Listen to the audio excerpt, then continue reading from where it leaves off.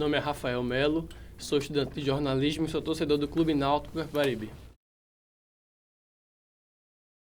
Então, acho que eu virei torcedor do Náutico antes mesmo de nascer, assim, porque minha família toda já era alvirrubra. Meu avô tem uma identificação muito grande com o Náutico, ele jogava basquete no Náutico.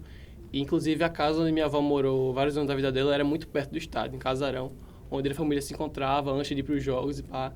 E aconteceu uma coisa meio natural, assim, do meu pai olhar para os jogos, acontecer aquela identificação. E hoje, o Náutico é como se fosse uma segunda casa, assim, na minha vida. Então, eu sempre que posso vou para jogo, mesmo com o deslocamento do Náutico, dos aflitos para Pernambuco, mas infelizmente, devido à distância, eu não consigo ir com a mesma frequência de que eu ia antes. Às vezes não dá por causa de horário de aula, qualquer coisa assim, impede eu ir para o jogo e antes eu poderia ir com mais facilidade, porque eu em 10 minutos chegava no estádio e agora eu tenho que sair de casa uma hora e meia, até 2 horas antes do jogo. Certo, eu acho que na Série B desse ano o Náutico foi bastante surpreendente, porque todos diziam que o Náutico ia brigar para não cair por causa do Pernambucano, primeiro semestre que foi terrível assim, para o time, muito por causa da desorganização da diretoria, mas acabou que o Náutico está brigando aí pelo acesso, tá? Nas primeiras colocações, nessa reta final, e eu acho que o time está arrumado e tem condições de subir novamente para a primeira divisão. Eu acho que com certeza é o Sport Clube do Recife.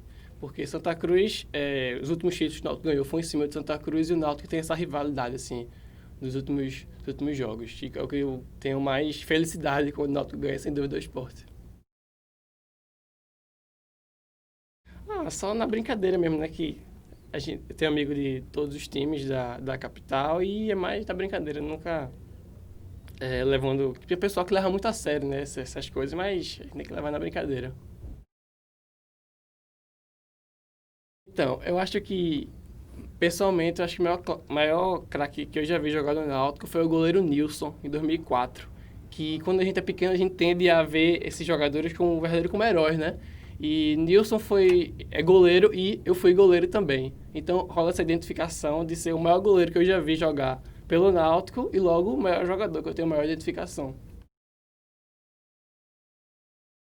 Foi na última rodada do Campeonato Brasileiro da Série A em 2012 que o Náutico ganhou do Sport de 1-0, gol de Araújo no segundo tempo, que classificou o Náutico para o Sul-Americano no ano seguinte e rebaixou o Sport para a segunda divisão.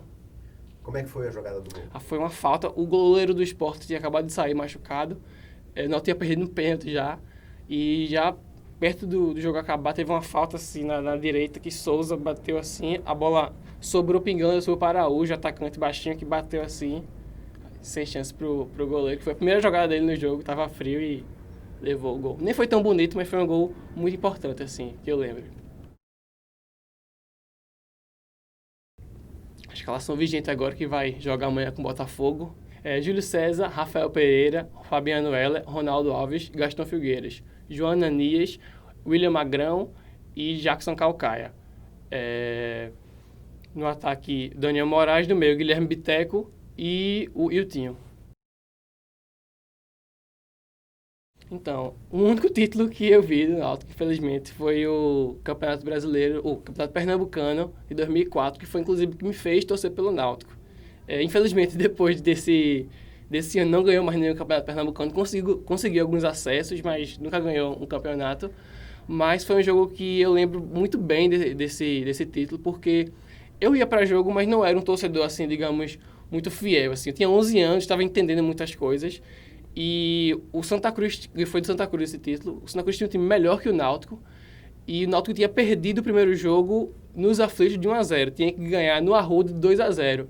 E eu tinha dito pro meu pai que o Náutico não ia ganhar, que não tinha chance, o Santa Cruz era melhor, e que o Náutico ia perder. E fiquei em casa vendo o jogo na televisão, e terminou que o Náutico ganhou de 3-0 o Santa Cruz no Arruda. Aí eu lembro muito bem, assim, deu em casa, na casa da minha avó, muito feliz, pulando com o meu primo, e a partir daí eu vi que o futebol tem essa coisa da imprevisibilidade, que muitas vezes o inesperado é o que dá graça às coisas, e foi o que meio que me impulsionou. E até hoje eu acho que eu sou muito overrubro por causa desse jogo. Muito comum.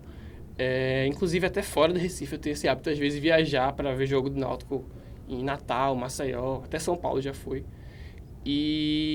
Mas eu nunca vi briga nos aflitos. Agora, como visitante, é muito comum ver, tanto na Ilha do Retiro quanto na Arruda, de jogar cavalo, a polícia jogando cavalo para cima de torcedores. Já rolou na ilha também de uma bomba caseira que estourou uns 3 metros perto de mim, assim. Nos clássicos, principalmente, é muito comum eu presenciar briga, assim. Agora, sempre, quase sempre, como visitante. Eu, nos aflitos, nunca presenciei nada. Da união de duas cores mágicas, nasceu a força e a raça. Vermelho de luta, branco de paz, quem olha não esquece jamais. Da união de 7 letras mágicas, N-A-U-T-I-C-O. Nasceu o time que encanta, que manda e desmanda, que faz o nosso carnaval. Então, com relação a futebol de seleção, eu nunca tive uma identificação muito grande, nunca me atraiu muito, porque eu olhava os jogos da seleção e não me identificava. Eu me identificava com o Dalton que jogava, achava assim muito mais importante. Agora, quando vi o Brasil jogar, eu não sentia aquela energia que contagiava todo mundo. Agora, sobre a organização da Copa do Mundo em si, é muito triste de que o Brasil não tenha pegado esse legado, uma oportunidade tão importante que o Brasil teve de melhorar sua infraestrutura, mas, como meio que já era esperado, caiu nesse infeliz hábito de corrupção que tem no país e acabou sendo... O Brasil pegou muito pouco, né? Tem alguns estádios que estão se cogitando virar prisão, se não me engano, lá de Manaus ou de Cuiabá, tem já uma ideia, um projeto de tornar o estádio uma prisão, ou seja, criou verdadeiro... que eu não sabia disso, não dá pra ninguém, né? Criou verdadeiros elefantes brancos, né? E, por exemplo, o estádio de Brasília mesmo, estádio para 70 mil pessoas, em uma cidade que não tem nenhum time para jogar. Não pode dizer nem que é falta de planejamento, às vezes é má vontade política mesmo, assim. Eu presencio isso muito de perto porque o Náutico foi diretamente afetado com isso, que deixou de jogar no Estádio dos Aflitos para ir jogar na Arena Pernambuco, né? E a impressão é totalmente negativa, assim.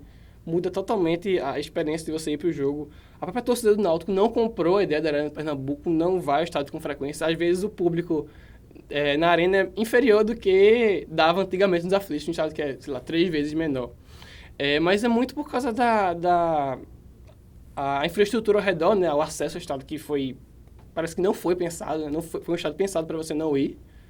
E a falta de identificação com o próprio local, né? Que o próprio local de, sei lá, onde você viu vários jogadores jogar, você impõe um local totalmente novo, que você não tem identificação nenhuma. E para finalizar, o ano que o Náutico começou a jogar na Arena foi 2013, que o Náutico teve um dos piores anos da sua história, assim, que foi lanterna do Campeonato Brasileiro, sei lá, com 20 pontos, assim. Isso já esfriou totalmente a relação do Náutico com a Arena.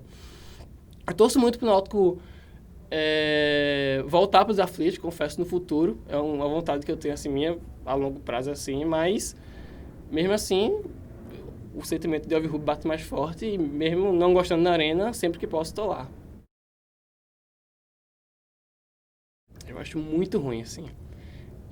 Recentemente, né, no jogo do Náutico com Santa Cruz na Arruda, eu não pude ir, mas meu pai foi e ele disse para mim como foi arbitrário a reação dos policiais, que foi um pequeno desentendimento de torcida do Náutico na hora do gol e a polícia saiu batendo todo mundo ao redor, criança, idoso, sem saber nem quem era, só pra pegar esse pessoal.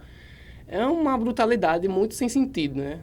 Ele trata realmente as pessoas como se fossem bichos, como se fosse gado. Eu lembro muito bem de um jogo, não lembro nem que jogo foi esse, eu lembro de um jogo Náutico e Sport, não lembro nem quanto foi, mas eu tava tentando entrar e teve uma confusão e a polícia começou a jogar cavalo pra cima dos torcedores, assim. Eu lembro de um cavalo subindo, assim, muito perto de mim e me marcou muito, assim. Principalmente a bomba também que eu falei antes. Foi uma coisa que me marcaram, mas policiamento em estádio você vê que o pessoal não é preparado, é um pessoal feito para bater, né? Para combater e não para prevenir.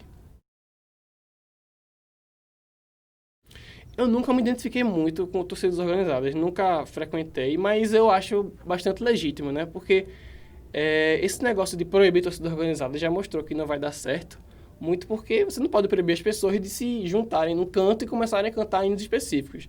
A solução para toda a questão da violência que surge atrelada à torcida organizada, mas a solução para isso tudo é a punição, né? Pegar as pessoas que fazem isso e punir severamente, coisa que não acontece, né? Muito até porque As torcidas organizadas são aliados políticos das chapas das diretorias, né? Então, muitas vezes, as diretorias dos clubes, acontece no Náutico, por exemplo, isso, protege as torcidas organizadas para ganhar voto depois, né? Ganhar apoio político, né? Então, é um grande ciclo vicioso aí que fica muito complicado.